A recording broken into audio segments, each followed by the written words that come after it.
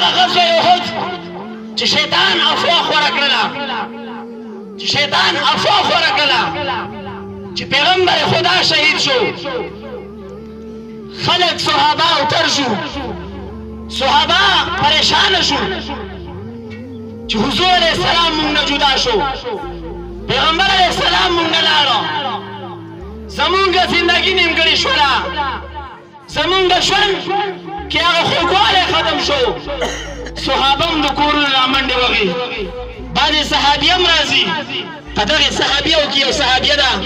یو زنانه ده هغه هم راروانه یې په دې غم کې چې پیغمبر خدا شهید شوی دی دغه زنانه ته یو صحابي وایي ای صحابیه زوی د شهید شو بل صحابي راځي ای صحابیه ورور دم شهید شو بل صحابي راځي ای صحابیه خاوند دم شهید شو بل راځي ای صحابیه پلار دم شهید شو په دې ټیم کې دا आवाज کوي د پیغمبر خدا سره حالت دی پیغمبر علیه السلام څنګه دی په دغه ټیم کې نبی علیه السلام مبارک پې راغی زویم الله پاک د حضور علیه السلام د مخ رڼا د حضور علیه السلام د حسن تشبیه نمر سره ځکه ورنه کړه چې په نمر کې نقصان دی نمر ګرمایش جوړوي نمر انسان له سترګو نظر اخلي نمر انسان له مصیبت ورکوي پیغمبر خدا له الله پاک داسې مخ او رڼا ورکړې وه چې دا صحابیه څلور غمونه پرې رالل د پلار ګوندې کې رشته دې جدا شوله د ورور ګوندې کې رشته دې جدا شوله د زوی ګوندې کې رشته دې جدا شوله د خاوند ګوندې کې رشته دې جدا شوله خو پیغمبر علیه السلام له الله داسې حسن داسې مخ ورکړی چې کله صحابیه د پیغمبر علیه السلام مخ ولیده ویې فرمایل یا رسول الله کل مصیبت بعدک جلل ای حضور علیه السلام مبارکه مصیبت راته ډېر ورسېده ځکه پلار رانه جدا شو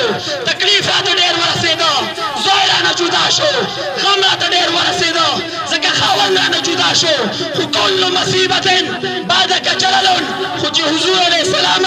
کله مې ستا مخ ته وکتل کله مې ستا نوراني چهرې ته وکتل بعدک جلل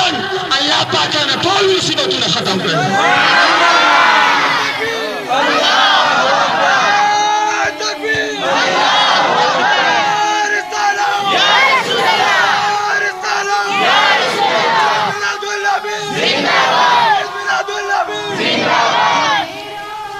علماء فرمایي نمر رڼا سره ځکه تشبیه ورکړي چې نمر په رڼا کې نقصان دی نمر په رڼا کې انسان نظر د تللو خطره یا نمر ګرمایش جوړوي او حضور علیه السلام مخ داسې رڼا به کوله د حضور علیه السلام مخ داسې ښایست و چې یو انسان به څومره د مصیبتونو نه ډک راغی او پیغمبر علیه السلام ته به یو وارې نظر وکړه الله به د ټول مصیبتونه ختم کړل